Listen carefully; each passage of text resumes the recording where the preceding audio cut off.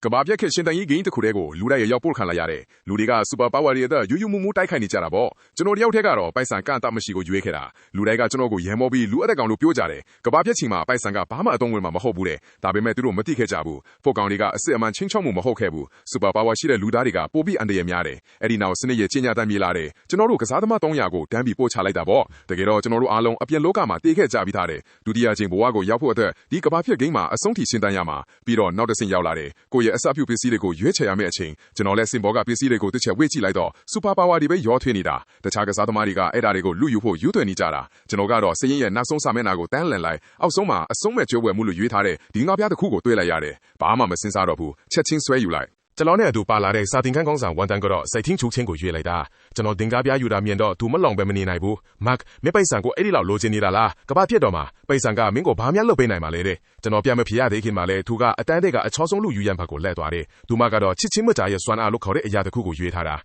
လူတိုင်းကိုကျမကိုချစ်အောင်လုပ်နိုင်တယ်ဖောက်ကောင်းတွေတောင်ကျမကိုဆွဲလန်းသွားမှာအချက်စစ်နဲ့ကာကွယ်ထားရင်ကျမတေချာပေါက်ရှင်းတတ်နိုင်ပါတယ်ဖြစ်စည်းတွေအားလုံးရွေးချယ်ပြီးသွားတော့စနစ်ကထပ်ပြီးမိလာတယ်လူတိုင်းကိုသူတို့ရဲ့စွမ်းရည်တွေကိုလေ့ကျင့်ဖို့နဲ့လာမယ့်စစ်ကွယ်ကပြင်ဆင်ဖို့တစ်နှစ်အချိန်ပေးလိုက်တယ်ကဘာပြတ်မှုကစနစ်လအကြာမှာတရားဝင်ဆက်တဲ့မယ်ဒီဂိမ်းကနေအောင်မြင်သူတယောက်တည်းမဲ့ထွက်လာနိုင်မှာနောက်ဆုံးရှင်တန်သူတယောက်တည်းကသာစုကြည်ကိုရယူနိုင်ပါတယ်ဒီစီကန်းကိုကြတော့လူတိုင်းရဲ့မျက်နှာတွေချစ်ချင်းပြောင်းလဲသွားတယ်အဖွဲဖို့စီစဉ်ထားတဲ့သူတွေတော့တန်တရားမျက်လုံးတွေနဲ့တယောက်ကိုတယောက်ကြည့်နေကြတာဒီရှင်တန်ရဲ့ဂိမ်းမှာတုံငယ်ခင်းဆိုတာမရှိဘူးလူတိုင်းကရန်သူတွေရှိပဲကျွန်တော်တစ်စက္ကန့်လည်းမအချိန်မဖြုံးဘူးအဲ့ဒီနေရာကနေထွက်လာခဲ့တယ်ချက်ချင်းပဲကျွန်တော်ရဲ့ကဘာပြရှင်တန်ရဲ့အစီအစဉ်ကိုဆက်တက်လိုက်တယ်ကဘာမြေပုံကိုဆက်ဆေးပြီး Pacific သမုဒ္ဒရာထဲကလူသူကင်းမဲ့တဲ့ကျွန်းတကျွန်းကိုမျက်စိကျလိုက်တယ်မြင်ကလေးကြောပေါ်မှာမရှိဘူးအဲ့ဒီကမုန်တိုင်းခါဘတ်ရဲ့အပြင်ဘက်မှာတဘာဝအတိုင်းပြန့်ပြိုးတဲ့နေကရှိတယ်လျင်ပြေးလန်းဆော့ဖို့ပြီးစွန်တယ်တဘာဝအတိုင်းအကာအကွယ်ပေးနိုင်တဲ့တောင်တန်းတွေနဲ့ဝန်းရံထားတာဘီလီယံဒေါ်လာလောက်ပစ်ချပြီးအဲ့ဒီကျွန်းကိုတခါတည်းဝယ်ချလိုက်တယ်ကျွန်တော်ကအဲ့ဒါကိုအနာဂတ်ကျွန်းလို့ပေါ့ပါနာမည်ပေးပြီးခရီးသွားလုံးကတော့ဖွံ့ဖြိုးတိုးတက်အောင်လုပ်နေလားလို့ပြောခဲ့တာအီယာမကရုစ်တင်ဘောကြီး30စီကိုတခါတည်းဝယ်လိုက်တယ်အဲ့ဒီ NPC တွေနဲ့စောက်လို့ရေးစာချုပ်တွေချုပ်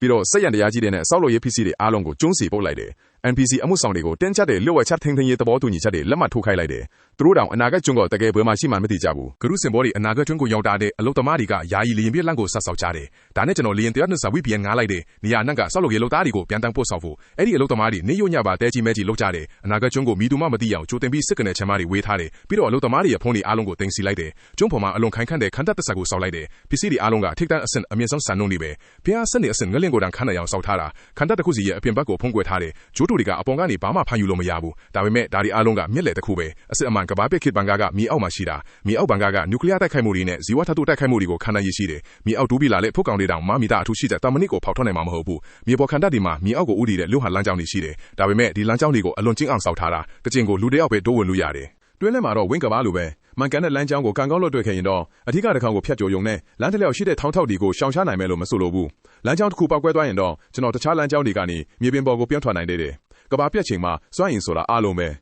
ဒါအားပေးပြဿနာကိုဖြေရှင်းဖို့ကျွန်တော်ကျွန်းပေါ်မှာလေအားတာပိုင်တွေတက်ဆင်လိုက်တယ်ဒီရေနဲ့နျူကလ িয়ার တအားပေးစက်တွေပါထည့်ထားတာရေကိစ္စကိုလည်းလွယ်လွယ်ကူကူကင်တွယ်နိုင်ခဲ့တယ်မိုးရေခံစနစ်တွေတက်ဆင်ထားတယ်ပင်လယ်ရေချိုပြောင်းလဲစနစ်တွေလည်းရှိတယ်မြေအောက်ရေတောက်စင်ရဲ့ကိရိယာတွေပါတူးဖော်ထားတာအဲ့ဒါတွေကကဘာပြက်ခိကညဉ့်ညမ်းနေတဲ့ရေကိုတောင်တောက်တုံးနိုင်တဲ့အရေသွေးအထိပြုပြင်နိုင်တယ်ချက်ချင်းအပူချိန်မြင့်ပိုးတက်ခြင်းချက်ချင်းအပူချိန်နှိမ်ပိုးတက်ခြင်းခရမ်းလွန်ရောင်ချီညက်ပိုးတက်ခြင်းပြီးတော့ဓာတုပိုးတက်စပ်ပစ္စည်းတွေပါရှိတယ်မြေအောက်ဘန်ကရဲ့မြစ်လာတွေကိုကင်တွယ်ဖို့မြစ်လာရေစိုးစံစင်စနစ်တစ်ခုကိုအထူးတလဲတက်ဆင်ထားတယ်ဖြစ်နိုင်တဲ့ရေကြီးမှုကိုထည့်သွင်းစဉ်းစားပြီးနိုင်ရန်ဒီအားလုံးကိုရေလုံးအောင်လုပ်ထားတယ်ပေါက်ကွဲတိုင်ခံတကားတွေပိတ်လာညင်းလေးလုံးသွားတယ်မြေအောက်ရေထုတ်စနစ်ကအလေးအနက်ခိုင်ခန့်တယ်မြေအောက်ရေထုတ်စနစ်ကအလေးအနက်ခိုင်ခန့်တယ်ကျွန်တော်လေးသက်စင်စနစ်အများပြတ်ဆင်ထားတယ်မြေအောက်ခိုလုံထားမှာအမြဲတမ်းတန့်ဆန့်ပြီးလုံလောက်တဲ့လေရှိနေအောင်ပေါ့အောက်ဆီဂျင်ဘူးတသိန်းကိုလည်းတိုးလောင်ထားတယ်မြေအောက်ခိုလုံရထဲမှာကိုယ့်ဘာသာကိုပိတ်လောင်ထားဖို့လိုအပ်လာခဲ့ရင်ပေါ့ကျွန်တော်တိကျအခန်းစနစ်ခန်းဆောက်ထားတယ်တခန်းတစ်ခန်းပြက်စီးသွားရင်တော့တခြားခန်းတွေကဆက်လက်ဆောင်ရနိုင်တယ်အခန်းတစ်ခန်းစီမှာတီးတက်လုံဆောင်ချက်တွေရှိတယ်အဲ့ဒီထဲက3ခန်းကတော့နောက်ဆုံးပေါ်အလို့အလျောက်ဆိုင်ပြိုးရည်ပညာကိုအသုံးပြုထားတယ်ဟင်းတီဟင်းရွက်စိုက်ပျိုးငါးမွေးမြူကြက်မွေးမြူညံအောင်အပြည့်အစုံပြင်ဆင်ခဲ့တယ်ကိုတောင်နှလုံးစာတစ်ဆယ်ဇာတိခါတ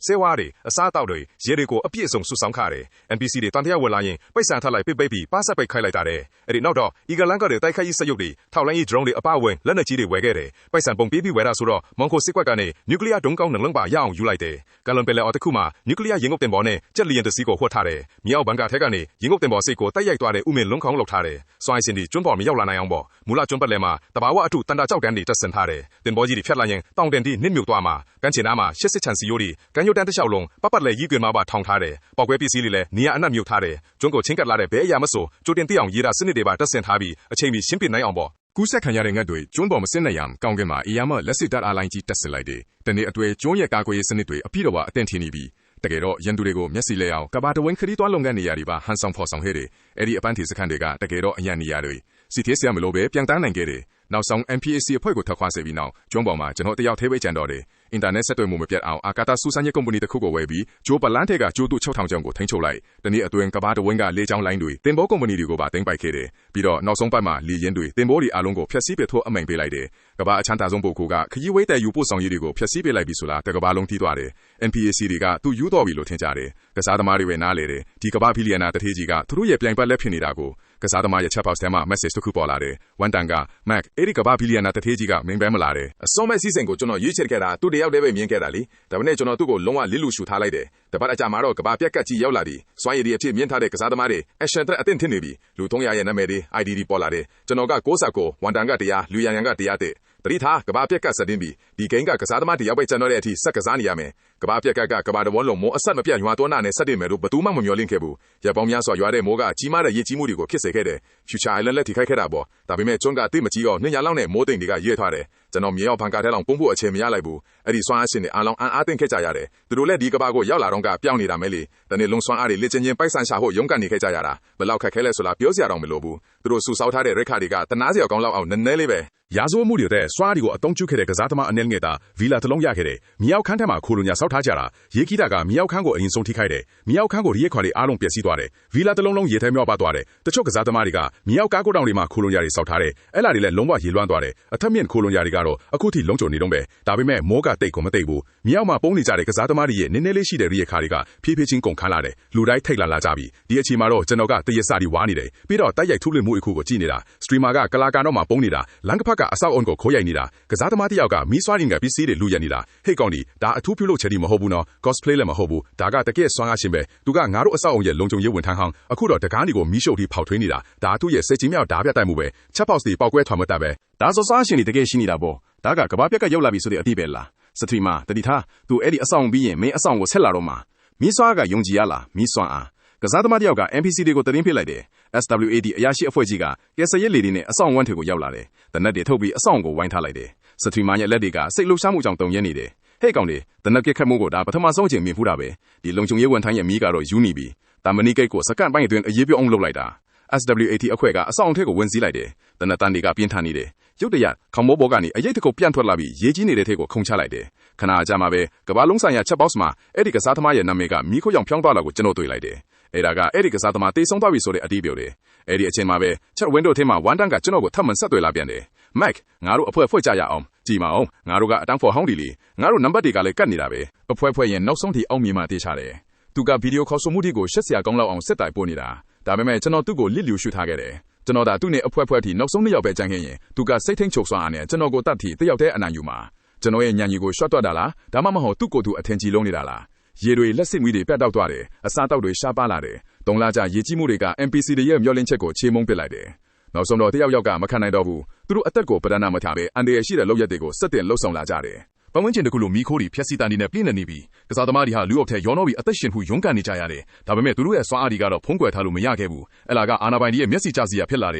ယ်ဒီတော့စွမ်းအားပိုင်ရှင်တွေကိုဖမ်းဆီးဖို့တိုက်ရိုက်အမိန့်တွေထွက်လာတော့တယ်ဖမ်းမိတဲ့သူမှန်သမျှကိုသူတွေတနာစခန်းတွေစီပို့ပစ်ကြတာပေါ့တလားအတွင်းမှာပဲကစားသမား30ဟာမြပြည်သူမြင်သားတဲ့ဖမ်းနာပင်ပေါ်မှာကြီးညာခံရတယ်ချက်ချင်းဆိုသလိုပဲကစားသမားတွေဟာလန့်ဖြန့်ထွားတဲ့ငတ်တွေလိုလူတိုင်းစိုးရင်တထိတ်ထိတ်ဖိကုန်ကြတော့တာပဲဒီတော့အတွင်းမှာကျွန်တော်ကတော့လုံးဝကိုကဘာတစ်ဖက်မှာနေနေတာအချိန်ရရင်ရတယ်လို့ကိုချန်တဲ့ကဟင်းတီဟင်းရွက်လေးတွေလိုက်ကြည့်ကိုအင်ကြီးထဲမှာရေကူကိုရေကူကန်ထဲမှာစင်ပြေနဲ့ပြေကူခတ်နေခဲ့တာ Future Island ကကျွန်တော်အတွက်တော့ product တစ်ခုလိုပါပဲတာယာတဲ့ဘဝကိုဖျက်ဆီးနေခဲ့တာပေါ့ဒါပေမဲ့ကောင်းမွန်တဲ့အချိန်တွေကအများတန်းတည်တတ်နေတာမှမဟုတ်တာနောက်ဆုံးတော့ကျွန်တော်အဖော်ခံလိုက်ရပြီကဘာချက်မှာနာမည်မဖော်ပဲသူရက်ကတင်လိုက်တယ်ကစားသမား69ကကဘာအချမ်းသာဆုံးပဲကဘာပဲ့မဲ့ရေးမတိုင်ခင်သူခိုလုံရအများကြီးစောက်ထားတာတေးချတယ်ကစားသမား69ကိုရှာတွင်းရင်လူတိုင်းအသက်ရှင်နိုင်မယ်အဲ့ဒီစားကြောင့်အချင်းအတော်ကြာတိတ်ဆိတ်နေတဲ့ကဘာအချက်ဟာချက်ချင်းစွန်သူတို့ပေါက်ကွဲထွက်သွားတယ်ကစားသမား69မင်းပေါ်လာစမ်းငါတို့ရားနဲ့ချီဒုက္ခရောက်နေချိန်မှာမင်းတကြောက်တည်းပျော်ပါနေတာလားရက်ဆက်လိုက်တာဟုတ်တယ်အဲ့လိုကစားသမားမျိုးကိုဖယ်ရှားပစ်69ကိုရှာတွေ့ရင်ငါတို့ရှင်နေအားလုံးတိုက်ဆိုင်ကစားသမားအားလုံးယူတော့ကုန်ချပြီကျွန်တော်ကိုအရှင်လက်လက်ရေးခွန်ခွာချင်းနေချပြီကျွန်တော်ကတော့ငငိမ့်လေးပုံအောင်လေးချင်းတာဒါပေမဲ့ခမည်းတော်ကကျွန်တော်ကိုထုတ်ဖော်လိုက်ကြပြီဒီတော့ကျွန်တော်ကဘာချက်မှာစားတဆောင်ရိုက်တင်လိုက်တယ်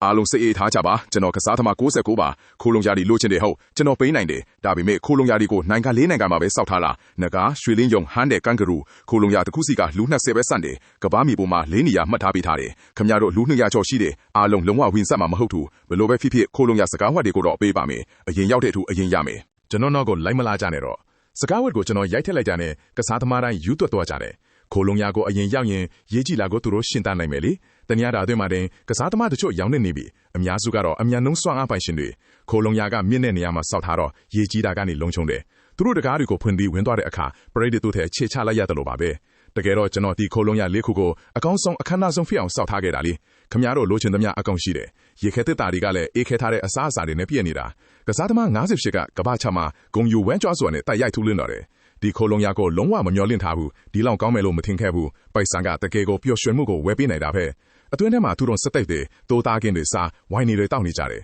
စားပွဲပေါ်မှာခန်းထားတဲ့ဟင်းလျာတွေအပြည့်ပဲကစားသမား58ကလူ12ယောက်ရောက်နေပြီလို့ပြောတယ်သူတို့ငကားနိုင်ငံခိုလုံရကိုပိတ်ဆို့ဖို့မဲပေးလိုက်ကြတာတရားစတဲ့တွေကကန့်တက်ထားတာမို့တခြားဘယ်သူမှဝင်ခွင့်မရဘူးတဲ့တခြားကစားသမားတွေကတော့လမ်းပေါ်မှာရှိနေတော့ပဲဒီထိုးရက်မှုကိုမြင်တော့သူတို့ယူသွက်သွားကြတယ်ခိုလုံရအပြင်ဘက်မှာကစားသမားတွေဟာလိုင်းလုံးတွေလိုစက်တက်ရောက်လာနေတယ်ရေနဲ့တေမလားအငက်တေမလားဆိုတာတဲ့ဒီအသက်ကဲကျိုးကိုစုတ်ကင်ထားရမယ်အသက်ရှင်လို့စိတ်ကသူတို့ကိုစိတ်ပဲအားငယ်မှုစီတွန်းပို့နေတာသူတို့အတွင်းကလူတွေကိုဖွင့်ပေးဖို့ဝင်ခွင့်ပြုဖို့တောင်းပန်ကြတယ်ဒါပေမဲ့အတွင်းကစားသမားတွေကအကုန်လုံးကိုတေချာပိတ်ဆို့ထားနေပြီဘလို့တကားတွေနှညံ့တွေကိုထူးထူးသူတို့ရဲ့စွမ်းအားတွေကိုဘလို့ပဲထုတ်အဲ့ဒီပိတ်ထားတဲ့ဝင်းပေါက်ကိုတစ်ဆက်မှရွှေ့လို့မရခဲ့ဘူးအတွင်းကလူတွေပျော်ရွှင်နေတော့မှပဲကျွန်တော်ရုတ်တရက်ပေါ်လာပြီးပြောလိုက်တယ်လူ20ဆက်နေမို့လားနောက်ထပ်ရှေ့ရဝင်လို့မရသေးဘူးလားကျွန်တော်မှနောက်ထပ် override ကိုရှိတယ်တကားတွေပိတ်ထားနေတောင်အတွင်းကိုဝင်ရောက်နိုင်တယ်ရှုပ်ဝတ်တကားကအရှိတောင်ဘက်မှာနိုင်ရအောက်ချီကအလှဆင်အုတ်ခဲလေးကိုလှည့်လိုက်ရင်ရှုပ်ဝတ်တကားပေါ်လာလိမ့်မယ်အပြင်ကကစားသမားတွေဟာယူသွက်နေသူတွေလိုလျှို့ဝတ်တကားစီအပြည့်လွှားသွားကြတယ်အလှဆင်အုတ်ခဲကိုသူတို့လှည့်လိုက်တယ်ရှင်းဟောင်းအလှဆင်အုတ်ခဲလေးကိုလှည့်လိုက်တော့နရန်ဟောင်းကြီးထဲမှာတကယ်ပဲလျှို့ဝတ်တကားတစ်ခုပေါ်လာတယ်ကစားသမားတွေဟာနောက်ဆုံးရှိနေရအတွက်အချက်ချင်းတိုက်ခိုက်ပြီးအတွင်းထက်ကိုတိုးဝန်းဖို့ရုန်းကန်ကြတော့တာပ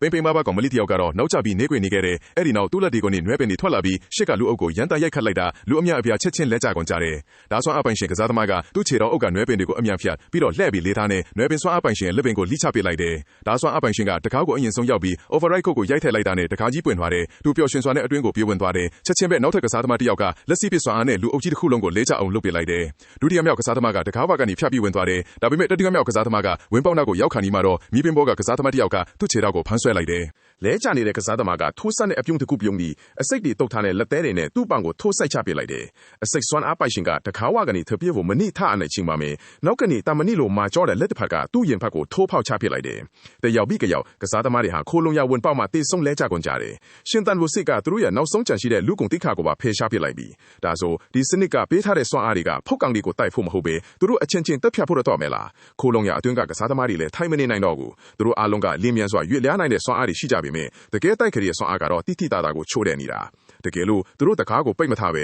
တိုက်ခရီးစွမ်းရည်မြန်မာနဲ့ကစားသမားတွေကိုဝင်ခွင့်ပြုလိုက်ရင်သူတို့ငငယ်လေးတားကောင်ဖြစ်နေမှာမဟုတ်ဘူးလားအခုမှအတွင်းကိုပြေးဝင်လာတဲ့ဓာတ်စွမ်းအားနဲ့လက်စည်းစွမ်းအားပိုင်ရှင်တွေဓာတ်ကိုသဘောပေါက်သွားတယ်သူတို့ချက်ချင်းပူပေါင်းပြီးအပြင်ကကစားသမားတွေကိုပြန်တိုက်ခိုက်တော့တယ်အဲ့ဒီအချိန်မှာပဲအများပြည်သူမြင်တာတဲ့ဖန်သားပြင်ပေါ်ကကိန်းကနန်းတွေရုတ်တရက်မြင်တက်လာတယ်ကစားသမားတွေတေဆုံးမှုကဆက်တိုက်တိုးလာနေခဲ့တယ်လူတဘာဝကနေရာတိုင်းမှာအတူတူပါပဲတခြားခိုလုံရ3ခုမှလည်းရက်ဆက်တဲ့တေချင်းတိုက်ပွဲတွေပေါ်ပေါက်လာတယ်စောင့်ကြည့်ကင်မရာမှတ်တမ်းတွေအားလုံးမှာဒါကိုမြင်တွေ့နေရတာပေါ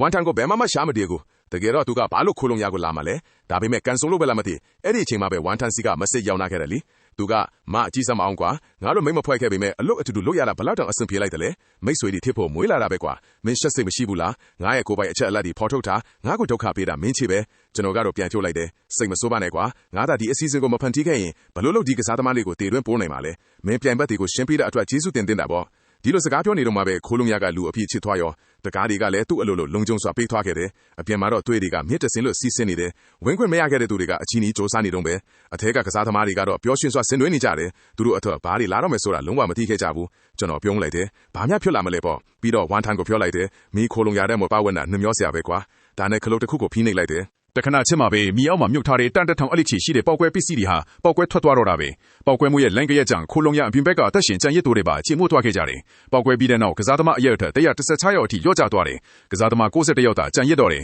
အချိန်တော်ကြာပြီးနောက်မှာတော့ဝန်ထန်စီကနေမက်ဆက်ရောက်လာခဲ့ပြန်တယ်သူကမင်းကိုအထင်ထင်းမိသွားပြီးကူညီပေးတဲ့အတွက်ကျေးဇူးတင်ပါတယ်မင်းသာမရှိရင်ခိုလုံရတဲ့ဒီလုံရတဲ့ကစားသမားတွေကိုစုယုံဖို့ဆိုတာမဖြစ်နိုင်တဲ့လောက်ပဲလေရင်တွေတင်ပေါ်တွေမပါပဲနောက်အနာကကျွန်းမိုးရောက်နိုင်ချေအစီစိုးကစားသမားတွေအကုန်ပြောက်ကွယ်သွားပြီးငါတက်နဲ့လုံးစီစဉ်ခဲ့လားသူတို့ကိုတက်ပလိုင်းနဲ့တက်လုံးစင်းထုတ်ချမလဲဆိုတာလေအဲ့ဒီခိုလုံရတွေကသူတို့ရဲ့ထင်ချိုင်းတွေဖြစ်သွားကြပြီးခိုလုံရပောက်ကွဲမှုအကြောင်းကဒီလောက်မြန်မြန်တည်းမရောက်နိုင်သေးဘူးတခြားအသက်ရှင်ကြံရစ်သူတွေကဘာဖြစ်ခဲ့လဲဆိုတာလုံးဝမသိခဲ့ကြဘူးဒါပေမဲ့ဝန်ထန်ကတော့ချက်ချင်းသိခဲ့တယ်ဆိုလိုတာကသူကအဝေးကနေအရာအလုံးကိုစောင့်ကြည့်နေခဲ့တာပဲအဲ့ဒီနောက်တော့စနစ်ကနေကျွန်တော်စီ message တစ်စောင်ပို့လာခဲ့တယ်အသက်အများဆုံးကစားသမားဆက်လာတဲ့ဂုံယူပါတယ် အပေါ်စုချရရှိပါပြီကျွန်တော်ပြောမိသွားတယ်ဒီလိုကဘာပြက်ခေကြီးမှာအားအကောင်းဆုံးသူသာရှင်းတန်နိုင်တာပဲလीလေးလာကြပြီးနောက်ရေကြီးရေလျက်မှုတွေတဖြည်းဖြည်းပြန်ကျဆင်းသွားတယ်ရေလွှမ်းမှုခံခဲ့ရတဲ့မြေပြင်းတွေပြန်ပေါ်လာတော့လူတိုင်းကကပ်ပြေးလီပြီးဆုံးပြီလို့ထင်ပြီးတပြင်းချခဲ့ကြတယ်ဒါပေမဲ့သူတို့မမျှော်လင့်ထားတာကရေကြီးမှုကကက်ယောဂတစ်ခုကိုပါတည်ဆောင်လာခဲ့တာပဲ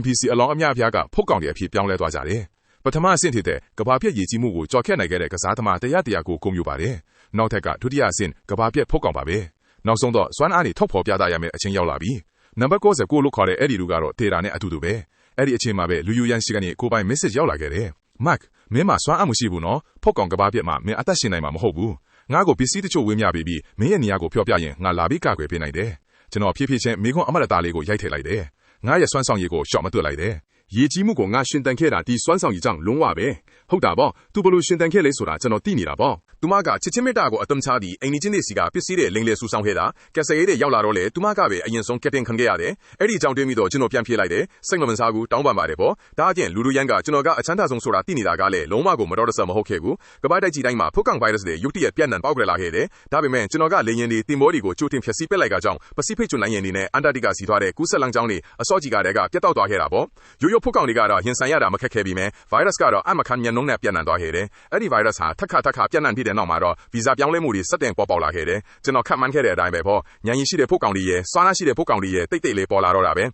ဖုတ်ကောင်တကောင်ကစွမ်းအားပိုင်ရှင်ရဲ့အသားကိုစလိုက်တာနဲ့သူတို့ရဲ့စွမ်းအားတွေပါရရှိသွားနိုင်တယ်ကစားသမားတွေကမဟာမိတ်မဖွဲ့ရအထမရှင်းနိုင်မှုဆိုတာသဘောပေါက်သွားကြတယ်ဒါနဲ့သူတို့ကအတူတကွပိုးပေါက်တွေဖုတ်ကောင်တွေရဲ့တိုက်ခိုက်မှုတွေကိုကာကွယ်ဖို့စခန်းတွေတိစောက်ခဲ့ကြတယ်ဒါပေမဲ့ဒီစခန်းတွေကဖုတ်ကောင်တွေနဲ့တင်တိုက်ခိုက်နေတာမဟုတ်ဘူးသူတို့အချင်းချင်းလည်းတိုက်ခိုက်ကြတယ်အသက်ရှင်စံရေးထောက်ပံ့ရေးပစ္စည်းတွေအတွက်အပြင်းအထန်တိုက်ခိုက်နေကြတာဖုတ်ကောင်ဘိုင်းရပ်စ်ကိုရင်ဆိုင်ရတဲ့အခါကျွန်တော်ပင်လယ်ထဲမှာတန်မဏိပိုက်ကွန်ကြီးတွေချထားခဲ့ရတယ်ကူးဆက်ခံရပြီးသားငါးတွေ Future Island ကိုမရောက်လာနိုင်အောင်ပေါ့အပေါ်ဘက်ကောင်းကင်မှာလည်းလက်စစ်တအားလိုင်းကြီးတွေတက်ဆင်ထားတာငှက်တွေလာနာလို့မရအောင်ပေါ့နေအောင်ကြီးကမိန်ပြဖြစ်နေတယ်လို့ပဲမိုးရွာတဲ့နေ့တွေဆိုကျွန်တော်မြေအောက်ခံတက်ချက်မှာပဲခိုအောင်နေခဲ့ရတယ်စက်တွေနဲ့စစ်ဆေးပြီးမိုးရေကတန့်စင်နေဆိုတာအတီးပြုတ်ပြီးမှပဲကျွန်တော်အပြင်ထွက်ဖို့စွန့်စားရဲခဲ့တာဒါဟာဖုတ်ကောင်ပိုင်းရက်စ်ကကျွန်တော်ပေါ်တက်ရောက်မှုအကြီးမားဆုံးဖြစ်ခဲ့တဲ့အခြေအနေပဲကုန်းပေါ်ကကွန်ရက်တွေကတော့အချိန်အတော်ကြာကလေးကပျက်စီးသွားခဲ့တာ NPC တွေဆိုတာရေဒီယိုနဲ့ပဲ message ပို့နိုင်တော့တာဒါပေမဲ့ကျွန်တော်ကအဲ့ဒီအဟောင်းမြင့်တွေကိုဂရုမစိုက်ခဲ့ပါဘူးအပေါ်မှာလက်ပတ်နေတဲ့ချိုတုတ်ထောင်ပေါင်းများစွာကကဘာကြီးကိုအချိန်နဲ့တပြင်းညီစောင့်ကြည့်ခွင့်ပေးထားခဲ့တာကျွန်တော်ထင်ထားခဲ့တဲ့အတိုင်းပဲငှက်ကဗိုင်းရပ်စ်ကိုတည်ဆောင်လာကြတာပေါ့ဗိုင်းရပ်စ်ကအားနည်းတဲ့ကျွန်းနိုင်ငံတွေကိုရောက်သွားတဲ့အခါကျွန်းတစ်ခုလုံးချက်ချင်းကိုအသက်ရှင်လျက်ငရဲပုံလိုပြောင်းလဲသွားခဲ့တာကစားသမားအရေးအတွက်တွေကတယောက်ပြီးတယောက်ဆက်တိုက်ကျဆင်းလာခဲ့တယ်အခုဆို30အထိပဲကျန်တော့တာဒါပေမဲ့အဲ့ဒီအချိန်မှာပဲဗီဇပြောင်းငတ်ဖို့ကောင်တကောင်က Future Island ရဲ့ရေပြင်းပေါ်ကိုခက်ပြီးပြန်ထားလာခဲ့တယ်လက်စစ်တပ်အားလိုက်ကိုထိမိအားနဲ့ချက်ချင်းပဲပူအားညက်လက်စစ်တပ်နဲ့ကင်းပက်လိုက်တယ်လို့ပြားချသွားတာပေါ့ဒါပေမဲ့အမွေအတောင်တစ်ချောင်းကလက်စစ်တပ်အားလိုက်ရဲ့ဟာနေတဲ့နေရာလေးကနေလျောကျလာခဲ့တယ်မြေပြင်ပေါ်မချရောက်ခင်မှာပဲစရုပ်ခွေတကောင်ကမီးညံနေနဲ့ပန်းထုတ်ပြီးပြားချအောင်မီးရှို့ပစ်လိုက်တော့တယ်ဒီငတ်ဟာတခြား Pacific ကျွန်းတွေကနေပြန်သားလာခဲ့တာဖြစ်ရမယ်အဲ့ဒီနေ့ကစပြီး Future Island ပေါ်ကိုငှက်အုပ်ကြီးတွေနေတိုင်းဖြတ်ပြန်သားလာကြတော့တာပဲလက်စစ်တပ်အားလိုက်ဒီဆိုတာငှက်အသေးကောင်တွေနဲ့ပြည့်နှက်နေတာစရုပ်ဒီဆိုတာလေကျွန်းတကျွန်းလုံးကင်းလေပြီးငှက်အသေးကောင်တွေကိုမီးရှို့တပ်အားလိုင်းတွေကိုရှင်းလင်းပေးနေရတာနဲ့အလို့များနေကြတယ် Future Island တောင်ထဲလောက်ဆိုးရွားနေရဲ့တခြားနေရာတွေရဲ့အခြေအနေကဘယ်လောက်တောင်ကြမ်းတမ်းနေမလဲဆိုတာစဉ်းစားကြည့်လို့ရတာပေါ့ဒါနဲ့ကျွန်တော်လေနေ့စဉ်ပယ်လက်ကန်းချီလန့်လျှောက်တာတွေကိုရပ်လိုက်ပြီးမီးအောက်ခံတပ်ထဲကိုအပြီးပိုင်ပြုံးဆွေနေထိုင်လိုက်ပါတော့တယ်ဒီနေ့ကနှစ်တကူနေဒါပေမဲ့ကဘာဘောကဘသူကမှပြိုးပွဲရှင်တွေလှုပ်ချင်စိတ်ရှိဖို့မရောက်ဘူးကျွန်တော်ခွဲလို့ပေါ့ကဘာပြက်မချခင်နောက်ဆုံးຫນွေဥပွဲတော်ပွဲကိုကြည့်ရင်ကျွန်တော်ရဲ့နှစ်တကူညစားကိုစနေခဲ့တာအရင်ကမိသားစုကိုပြန်သွင်းမိတယ်ဒါပေမဲ့အခုတော့ငါတယောက်တည်းပဲကြံတော့တာရင်ထဲမှာဟာတာကြီးဖိနေတာကိုထိမ့်ဖို့တော်တော်ခက်ခဲတယ်ငါပြန်သွားရမယ်နောက်ဆုံးထိရက်တည်နိုင်မဲ့သူကငါဖြစ်ရမယ်ငါရဲ့နှစ်တစ်ခုညစားကိုဓာတ်ပုံရိုက်ပြီးဝန်ထင်စီပို့လိုက်တယ်10မိနစ်တောင်မကြာဘူးဝန်ထင်ကငါဓာတ်ပုံကိုကဘာချက်မှတင်လိုက်ပြီးကျန်တဲ့ကစားသမားတွေယူမလို့ဖြစ်နေကြတာကိုငါမြင်ရောက်နေမိတယ်ဒေါတာတကြီးမချက်တွေတန်းစီဝေးလာတော့တာပဲ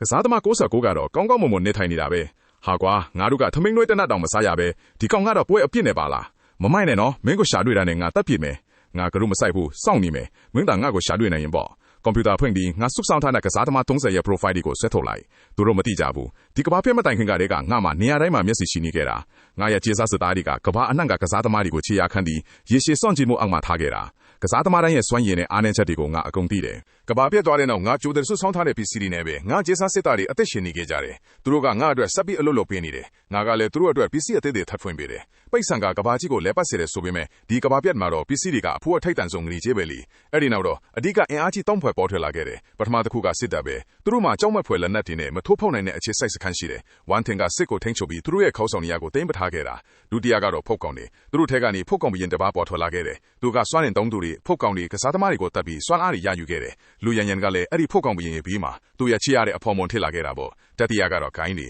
ကဘာပြတ်မတိုင်ခင်ကတည်းကကစားသမားတေးလာနဲ့စစ်ရှိကကဘာပေါ်မှာအန်ဒီရဲ့အများဆုံးနဲ့ရှုပ်ထွေးပွေလီဆုံးနိုင်ငံထဲကိုရောက်နေခဲ့တာသူရဲ့စွမ်းရည်တွေကိုအသုံးပြုပြီးဂိုင်းတွေကိုဖိနှိပ်ထားလိုက်ကစားသမားတေးလာနဲ့စစ်ရှိရဲ့ခေါင်းဆောင်မှုအောက်မှာဂိုင်းတွေကအရက်သားတွေကိုလူရက်ပြီးပို့ပြီးအင်အားကြီးလာခဲ့တယ်ကျန်တဲ့ကစားသမား26ယောက်စလုံးကဒီအဖွဲ့3ဖွဲ့တည်းကတစ်ဖွဲ့ကိုဝင်ရောက်သွားခဲ့ကြပြီကစားသမား128ကစွဲငင်အားကိုထိန်းချုပ်နိုင်တယ်အင်မတန်အစွမ်းထက်တဲ့စွမ်းရည်ပေါ်တဦးချင်းတိုက်ခိုက်မှုမှာဘယ်ကစားသမားမှတုတ်ကိုဖြုတ်ချလို့မရဘူးဒါပေမဲ့တကယ်တမ်းကျတော့ဂိုးတွေကအားအနည်းဆုံးအဖွဲ့အစည်းပဲငါရဲ့ stylist နဲ့ကစားသမား128ရဲ့ profile ကိုပို့လိုက်တယ်မင်းကပထမဆုံးတွားရမယ်သူဖြစ်လိမ့်မယ်အဲ့ဒီအချိန်မှာပဲစနစ်တတိပေးတိုင်ကထပ်ပြီးမြေလာပြန်တယ်ကစားသမား30ဆက်လက်စင်တန်းဆဲအခက်အခဲတိုးမြင့်လက်တဲ့3တို့အရောက်ရှိအေးခဲနေတော့တိုက်ကြည့်တယောက်ကချက်ချင်းကိုစိတ်တက်ကြပြီးအော်ဟစ်တော်တာပဲကဘာပြတ်တာတနစ်နဲ့မာလာရှိနေပြီအားလုံးပစ္စည်းပြက်လိကြပြီနောက်ထပ်ရေခဲခဲကြီးထပ်ရောက်လာရင်ဒီကဘာဘောကလူတိုင်းတေးကြရတော့မှာပဲလူယူရန်ကငါ့ကိုတိတ်တိတ်လေးစာပို့လာတယ်မက်မင်းရဲ့ message တွေကိုစစ်ကြည့်ပါမက်မကြခင်ဒီကဘာပေါ်မှာဖောက်ကောင်တွေပဲကြံတော့မှာငါလည်းရှင်းတန်နိုင်မှာပဲမင်းငါ့ကိုညှင်းပယ်ခဲ့တာကိုတသက်လုံးနောင်တရနေရလိမ့်မယ်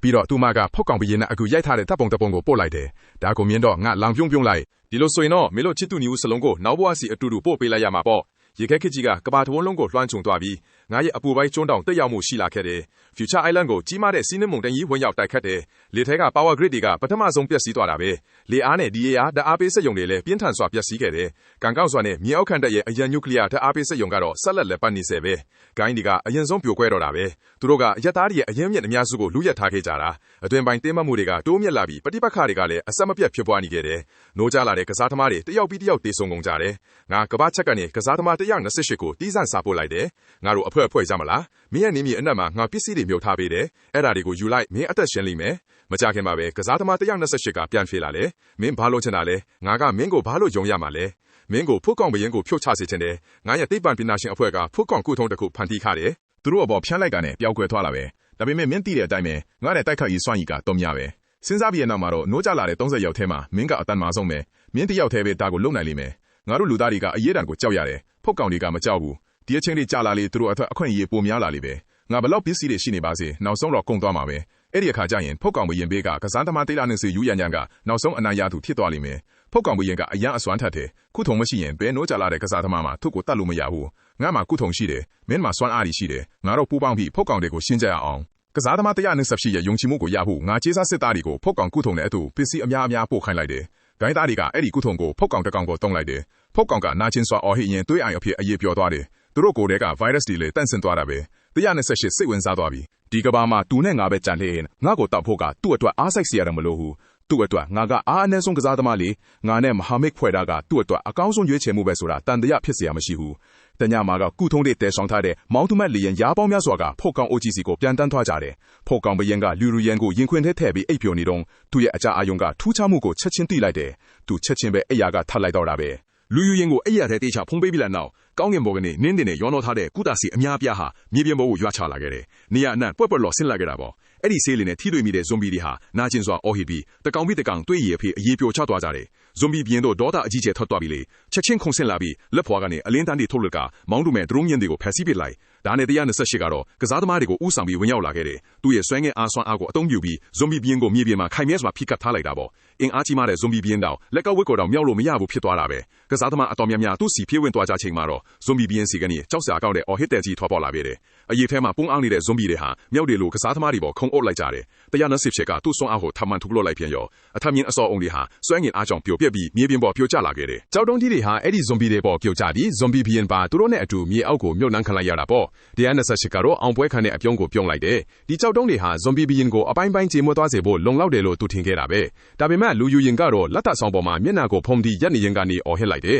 ။128ကသူ့လက်ညှိုးကိုခပ်ဖိုးဖားလွတ်လိုက်တာနဲ့လူယူရင်ရဲ့ခြေထောက်အောက်ကလက်သက်ဆောင်ကြီးပြိုကျသွားတော့တာပဲ။သူမဟာအမြင့်ကနေပြိုကျသွားခဲ့တယ်။ဒီလိုအမြင့်ကပြိုကျတာကတော့တေချာပေါက်တင်မဲ့အခြေအနေပဲလေ။အရေးကြီးဆုံးအချိန်မှာတော့ဇွန်ဘီဘီယန်ဟာအဖြစ်အစည်းတွေကြားကနေပေါ်ထွက်လာပြီးလူယူရင်ကိုဖမ်းမိလိုက်တယ်။အဲ့ဒီအချိန်မှာပဲသူ့လက်တစ်ဖက်ကနေမရေမတွက်နိုင်တဲ့အမြင်တွေပန်းထွက်လာပြီး128ကိုချီနှောင်ပစ်လိုက်တာပေါ့။128ရဲ့မျက်နှာဟာထိတ်လန့်တုန်လှုပ်မှုနဲ့ဖြူဖက်ဖြူရောဖြိုးသွားခဲ့တယ်။ဇွန်ဘီဘီယန်မှာဒီလိုလှုပ်ရှားမှုမျိုးရှိမှသူတစ်ခါမှမသိခဲ့ဘူးလေ။ဇွန်ဘီဘီယန်ကခပ်ဖွားဖွားလေးဆွဲလိုက်တာနဲ့128ရဲ့ခန္ဓာကိုယ်ဟာချက်ချင်းအစိတ်စိတ်အမြောင်များကြေမွသွားခဲ့တယ်။ဒါပေမဲ့ဇွန်ဘီဘီယန်ကမမျှော်လင့်ခဲ့တာတခုရှိတယ်။အဲ့ဒါကတော့128ရဲ့ခန္ဓာကိုယ်ထဲမှာကုသဆေးတွေအများအပြားပါရှိနေတာပဲ။ဆေးထုတ်တွေပွင့်ထွက်ပြီးသူ့ကိုဝါမျိုးသွားတော့တာပေါ့။လူယူရင်ကတော့အော်ဟစ်လိုက် လိုက်တယ်။ဇွန်ဘီဘီရဲ့ဟာတွေးကန်နေအဖြစ်အရေးပြောကြသွားတာကိုဘာမှမတတ်နိုင်ပဲကြည်နေရချီမှာတော့သူမဟာကြောက်လန့်တကြားဖြစ်နေပြီလေ။ဒီနေရာကတကယ်ကိုငရဲပဲသူမအသက်လူပြေးပေမဲ့မကြခင်မှာပဲရေခဲပင်ကိုဖောက်ပြီးပြုတ်ကျသွားခဲ့တယ်။ဒီတစ်ခါတော့ဘသူမှသူမကိုကယ်ထုတ်လိုက်တော့မှမဟုတ်ဘူး။သူတစ်ပါးရဲ့အချစ်ပေါ်မူတည်တဲ့စွမ်းအားဟာနောက်ဆုံးမှတော့အားနဲ့လွန်တာပေါ့။နောက်ထပ်ကစားသမား12ယောက်ကဘာချက်မှနာမည်မဲသွားကြပြီ။ကျွန်တော်ကတော့ကျွန်တော်မဆူစာအုပ်ထဲမှာသူတို့ရဲ့နံပါတ်တွေကိုတယောက်ပြီးတယောက်ချစ်ထုတ်ပေးလိုက်တယ်။နံပါတ်128ကိုရောက်တဲ့အခါသူ့ရဲ့အားနဲ့ချက်ကိုဘေးနားမှာရေးထားခဲ့တယ်။စက်ကြဝဠဆွဲငင်အားဇွန်ဘီဘီရဲ့ပိုးမြင့်လိုမျိုးအင်မတန်ထူးထည်နေတဲ့အရာဝတ္ထုတွေကိုမထိန်ချုပ်နိုင်ဘူးဆိုပြီးရေးထားတာပေါ့။ကျွန်တော်ကတော့ကျွန်တော်မရှုံးနိုင်တဲ့တိုက်ပွဲတွေကိုတိုက်ဖို့သတင်းအချက်လက်တွေကိုအသုံးပြုရတာကိုသဘောကျတယ်လေ။ဒီအချိန်မှာကျွန်တော်မှကြံခဲ့တဲ့ပြိုင်ဘက်ကစစ်တပ်ကိုထိန်ချုပ်ထားတဲ့ဝန်တန်းတစ်ယောက်တည်းပဲ။သူကဒီဂိမ်းကိုအမြန်ဆုံးအဆုံးသတ်ချင်နေပြီ။သူကဘာချက်မှာကျွန်တော်ကိုစင်ခေါ်လိုက်တယ်။ဒီဂိမ်းကအမြဲတမ်းဦးညာကောင်းတဲ့သူတွေအတွက်ပဲ။ Mark မင်းဒီအထိရောက်လာတာကောင်းကောင်းလုံးနိုင်ခဲ့တယ်။ဒါပေမဲ့ဂိမ်းတိုင်းမှာရှုံးနေသူဆိုတာရှိတယ်။အခုပဲကိုယ့်ဘာသာတတ်သေးလိုက်မင်းကိုနှိပ်စက်တာကနေငါလွတ်ငင်းခွင့်ပေးမယ်။မင်းမှာခြေစားစစ်သားတွေရှိမှငါထိပေမဲ့သူတို့ကစစ်တပ်နဲ့မငြင်းနိုင်ဘူး။မင်းမှာငွေငစ်ထားတဲ့ပိတ်ဆံတချို့ပဲရှိတယ်။ဒါပေမဲ့ငါမှတော့ဒုံးပြန်တယ်လီယန်တင်ပေါ်တယ်စစ်လီယန်တွေရှိတယ်။မင်းဖေမှာပုံငါရှာတွေ့မှာပဲ။ဒါနဲ့ကျွန်တော်ကလည်းချက်ထဲမှာသူ့ကိုလက်ကလေးထောင်းပြလိုက်တယ်။ဝန်တန်းရဲ့စက်ကိုထိန်းချုပ်နိုင်တဲ့စွမ်းအားကအစွမ်းထပ်ပေမဲ့အားနည်းချက်တစ်ခုတော့ရှိတယ်။သူ့စွမ်းအားကိုတယောက်နဲ့တယောက်မျက်နှာချင်းဆိုင်မှာအသုံးပြုလို့ရတာပဲ။ကျွန်တော်မြေအောက်ဘန်ကာထဲမှာရှိနေတဲ့၍သူ့စွမ်းအားနဲ့ကျွန်တော်ကိုထိလို့မရဘူးလေ။ဒါပေမဲ့ဒီလိုဖြစ်လာလိမ့်မယ်လို့ကျွန်တော်မထင်ခဲ့ဘူး။သူ Future Island ကိုတိုက်ရိုက်ဒုံးပြန်ပြီးပစ်ခတ်လိုက်တာပဲ။ဒုံးပြန်ပြားများ Future Island ပေါ်ကိုမိုးရွာတယ်လို့ကြားရောက်လာခဲ့တယ်။အချိန်တော့ကြာပြီးတော့ကျွန်တော် offline မဖြစ်သေးဘူး။ဝန်တန်းမယုံနိုင်ဘူးဖြစ်သွားတယ်။ Mark မင်းကတော်ခိုင်မာတဲ့ပုံခိုရနေရရှိတာပဲဒါဆိုရင်တော့ငါကိုယ်တိုင်မင်းကိုဆွဲထုတ်ရတော့မှာပေါ့သူလီယန်တင်သင်ဘောကိုမောင်းလာခဲ့တယ်လီယန်တင်သင်ဘောကြော့တော့ကျွန်တော်ထောင်ထားခဲ့တန်တာကြောက်တန်းတွေကဘာမှမဟုတ်ဘူးသူ Future Island ပေါ်ရောက်လာတဲ့အခါကျွန်းတကျွန်းလုံးမီးခိုးတွေဖုံးလွှမ်းနေပြီတောင်တန်းတွေပြားသွားပြီးမြေပြင်မှာချွင်းခွက်တဲ့အပြည့်ဖြစ်နေပြီလေကာကွယ်ရေးအလုံးပျက်စီးသွားတယ်မီးအောက်ဘန်ကာရဲ့ပေါ်နေတဲ့ဝင်ပေါက်ကိုကြည့်ပြီးသူကကျွန်တော်ကိုရပြီသားလို့ပြုံးလိုက်တယ်သူ့လူတွေကိုဝင်ပေါက်ကိုလက်နက်ကြီးတွေနဲ့ပစ်ခတ်ဖို့အမိန့်ပေးလိုက်တယ်အချိန်မြန်စွာပစ်ခတ်ပြီးတဲ့နောက်တခေါက်ပွင့်ထွက်သွားပြီးအတွင်းထဲကိုသွားတဲ့လမ်းကြောင်းပေါ်လာခဲ့တယ်ကျွန်တော်ချက်ချင်းသူ့ကိုဗီဒီယိုခေါ်ဆိုမှုတောင်းဆိုလိုက်တယ်သူကမာနာကြီးတဲ့ပုံစံနဲ့ဖြီးလိုက်ပြီးမောင်မြင့်နေတဲ့ဥမင်လိုင်ခေါင်းကိုစိုက်ကြည့်ရင်းပြောလိုက်တယ် Mark အခုတနာခံဖို့နောက်ကျသွားပြီသူကမေးစစ်ကိုပင့်ပြီးသူ့လူတွေကိုအတွင်းထဲဝင်ဖို့အချက်ပြလိုက်တယ်ကျွန်တော်ကိုအပြင်ဆွဲထုတ်ဖို့စီစဉ်ထားတာပေါ့ဗီဒီယိုထဲမှာကျွန်တော်ကတော့ကျွန်တော်နောက်ကအစုံမဲ့စက်ကြောဝလာကိုတီးငိမ့်စွာလက်ညှိုးထိုးပြလိုက်တယ်ကျွန်တော် Future Island မှာရှိနေလေလို့ဘယ်သူပြောလဲခမရမဲလုံးကိုဖွင့်ပြီးကျွန်တော်တကယ်ဘယ်ရောက်နေလဲကြည့်လိုက်စမ်းပါကျွန်တော်စကားပြောကြည့်တာနဲ့တပြိုင်နက် Future Island ပေါ်မှာ nuclear bomb ပေါက်ကွဲသွားခဲ့လေကစားသမားတရားရဲ့နားမဲ့နောက်ဆုံးတော့မီးခိုးရောင်ပလောင်သွားပြီးစနစ်ကအောင်ပွဲခံတဲသွားကိုကျဲလောင်စွာဖွင့်လိုက်တယ်ကစားသမား60ကိုတဦးတည်းသောအနိုင်ရသူ Youth game ကိုရှင်းလင်းနိုင်ခဲ့ပါပြီတကယ်တော့ဝန်တမှာသူ့အတွက်အလုပ်လုပ်ပေးနေတဲ့အထူးစွမ်းရည်ရှိတဲ့ကစားသမားတယောက်ရှိတယ်လေဘယ်တပ်ပုံကနေမဆိုတိကျတဲ့ဒီနေရာကိုရှာဖွေနိုင်တဲ့သူပဲဒါကလုံးဝအသုံးမဝင်တဲ့စွမ်းရည်လူထင်ရပေမဲ့ဝန်တကဘလို့အသုံးပြုရမလဲဆိုတာကောင်းကောင်းသိခဲ့တယ်သူကျွန်တော်ရှိဗီဒီယိုခေါ်ဆိုမှုတွေမရေမတွက်နိုင်အောင်ပို့ခဲ့တယ်ကျွန်တော်ဒီနေရာကိုတပ်ပုံရိုက်ပြီးချေရခံဖို့ပေါ့ဒါပေမဲ့ကျွန်တော်တခါမှမကင်ခဲ့ဘူးနောက်ပိုင်းမှာတော့ကျွန်တော်နှစ်သက်ကိုညာနီးခင်မှာသူ့ကိုတပ်ပုံတပုံပို့ခဲ့လိုက်တယ်သူကကျွန်တော်ကိုလူအလုပ်တိတ်တိတ်လေးခေါ်ခဲ့ပြီးပျော်ပျော်ရွှင်နဲ့ကျွန်တော်ဒီနေရာကိုချေရခံလိုက်တယ်ကိုင်းတယ်ရောဇွန်ဘီဘီယန်မှာအကုမ်ရှင်းသွားအောင်ဆောင်ပြီးသူ့မှာအကုမ်တန်ပိုက်ဖို့လာရောက်မယ်လို့ဆုံးဖြတ်လိုက်တယ်ပြီးတော့ကျွန်တော်ကိုဖောက်ခွဲပစ်ဖို့ဆုံးဖြတ်လိုက်တာပေါ့ဒါပေမဲ့သူ့မှာဘလို့ကစားသမားတွေရှိတယ်ဆိုတာကျွန်တော်ဘလို့လည်းမသိပဲနေမလဲအဲ့ဒီဓာတ်ပုံက Future Island ကိုသူ့ကိုဆွဲဆောင်ဖို့တမင်တကာပေးခဲ့တာလေဓာတ်ပုံပို့ပြီးတာနဲ့ကျွန်တော် Future Island ကနေထွက်ခွာခဲ့တယ်စနစ်ကကျွန်တော်ကိုပေးတဲ့ဆုလပ်ကတော့ဘယ်နေရာကိုမဆိုချက်ချင်းကူးပြောင်းနိုင်တဲ့အခွင့်အရေးတစ်ချိန်ပဲကျွန်တော် PC အခွင့်နဲ့အဲ့ဒီလိုပဲအာကာသစခန်းတစ်ခုစီရောက်သွားခဲ့တာပေါ့ဒါပေမဲ့ကမ္ဘာမြေကိုပြက်လာဖို့နီးလန်းကတော့စနစ်ကမပေးခဲ့ဘူးလေဒီဆုလပ်ကိုနောက်ဆုံးအထိကျွန်တော်အတော့မပြုတ်နိုင်ခဲ့ဘူး